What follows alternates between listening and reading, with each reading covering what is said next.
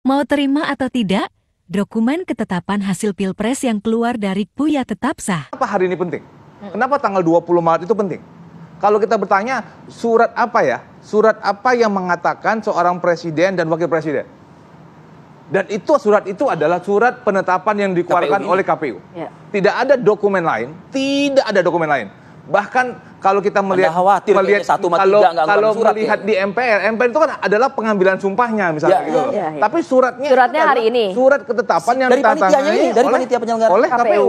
Misalnya nanti masuk ke MK, kemudian MK menolak misalnya, surat itu tidak berubah. Tapi kalau misalnya adanya perubahan angka, itu surat itu berubah. Tetapi kalau misalnya surat dari KPU yang ditandatangani hari ini, 20 Maret, itulah surat yang menentukan siapa yang menjadi presiden. Sebelum ke sana nih Bang, sebelum kita pindah gedung lah gitu ya. Masih di gedung yang ada di Imam Bonjol dulu deh.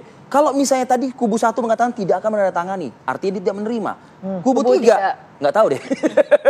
Masih abu-abu. Ada mungkin tidak terima, ada mungkin bisa menerima. Ancaman nggak buat Anda? Karena kan Anda butuh surat itu tadi. Surat tersebut surat tetap sah karena ditandatangani dan dikeluarkan oleh lembaga yang sah. Lembaganya KPU, yang mendatangani adalah 7 anggota KPU. Dan itu adalah yang membuat surat tersebut sah. Dan kalau kita melihat rekap meskipun ada yang tidak menerima. Dalam rekap nasional, Paslon 1 dan Paslon 3 dalam beberapa provinsi mengatakan kami tidak akan mendatangani, kami tidak akan mendatangani. Itu tapi kan tetap hak. sah ya? Tapi itu kan hak. Tapi kan dalam proses tersebut itu... Tapi bisa dilantik Bang? Sebuah dokumen itu sah apabila dikeluarkan oleh lembaga yang sah dan ditandatangani oleh anggota yang sah. Dan itu adalah dokumen 7 komisioner bisa menandatangani setelah memang kalau sudah bisa diterima, kan begitu.